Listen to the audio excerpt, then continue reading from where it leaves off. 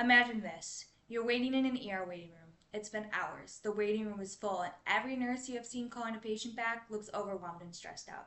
If you're like me, you have been there and have seen this firsthand at one point or another. Hi, I'm Ashley. I'm a nursing student and a CNA, and I have been to many hospitals with two young children at home. The nursing shortage is a critical issue that not only threatens the quality of patient care, but also puts a strain on healthcare workers. And it is essential that we act now through improved working conditions, strengthened support networks, in hopes of combating the nursing shortage. Let's begin with nurse burnout. What is it, you ask? According to Diane Satterwee with the American Institute of Alternative Medicine, nurse burnout is defined as mental, physical, and emotional exhaustion caused by prolonged exposure to work-related stresses. This can be caused by many different factors, including being short-staffed. Without enough nurses and other medical providers on hand, nurses are forced to bite the bullet and pick up the extra workload. Nurses typically work 12-hour days, 3 days a week, but at many times they may have to stay up to 16 hours. This can be because there's a heavy patient workload, there's not enough staff have called in, etc. Some symptoms to look out for in coworkers and yourself that could mean you are burnt out are a decline in energy, lack of motivation, and becoming easily frustrated. So how many nurses report burnout due to short staff, you ask?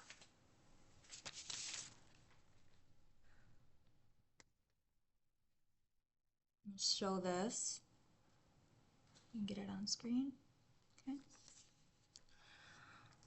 According to the American Nurses Association, as seen on this picture, the statistics show 1 in 3 nurses reported inadequate staffing levels, 2 in 5 units are short-staffed, 54% report excessive workload, and 96 out of 100 nurses report fatigue at the beginning of their shift.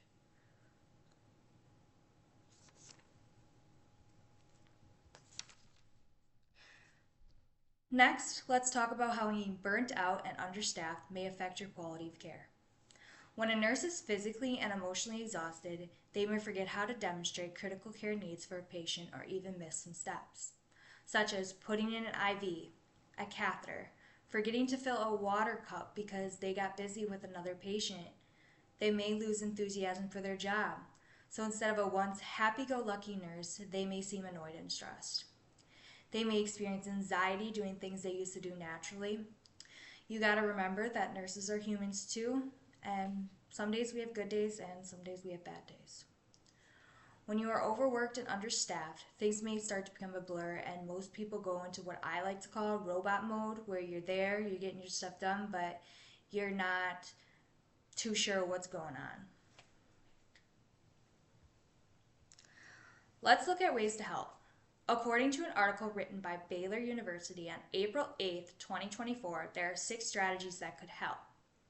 These strategies include embracing open communication, having healthcare employers provide resources that enable quality nursing, employers should recognize nursing achievements, empower nurses, and teamwork, and addressing any conflicts that arise. These are good steps in ensuring nurses feel welcomed and safe, which in return might help the nursing shortage in a whole. When they are in a healthy work environment, you are much more likely wanted to stay at a job than in a toxic work environment. Last, but equally important, support networks for nurses. According to Rose O. Sherman and Tanya M. Kahn, nursing networks help you advance your career, provide high-quality care, and support your colleagues. Networks are crucial for nurses and can help them get continued education, certifications, and memberships in nursing organizations. Having continued education will only help strengthen your nursing abilities and make you feel more confident in the care you provide. Nursing networks will also help you meet new nurses and create support for one another.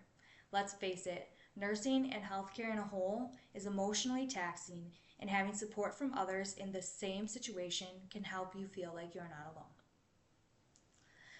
As you can see, the nursing shortage causes more nurse burnouts and can affect the quality of patient care.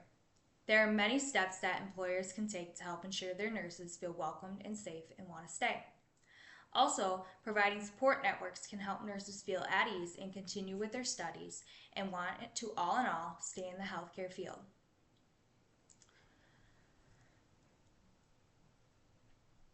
The nursing shortage is set to only rise unless we act now, as it puts a strain on healthcare workers and lowers the quality of patient care. We should improve working conditions and create strengthened support networks to keep our nurses in the workforce and encourage new nurses to join. Next time you're a patient waiting to be seen, thank a nurse and tell them they are doing a good job. Who knows? You might be the reason they smile that day.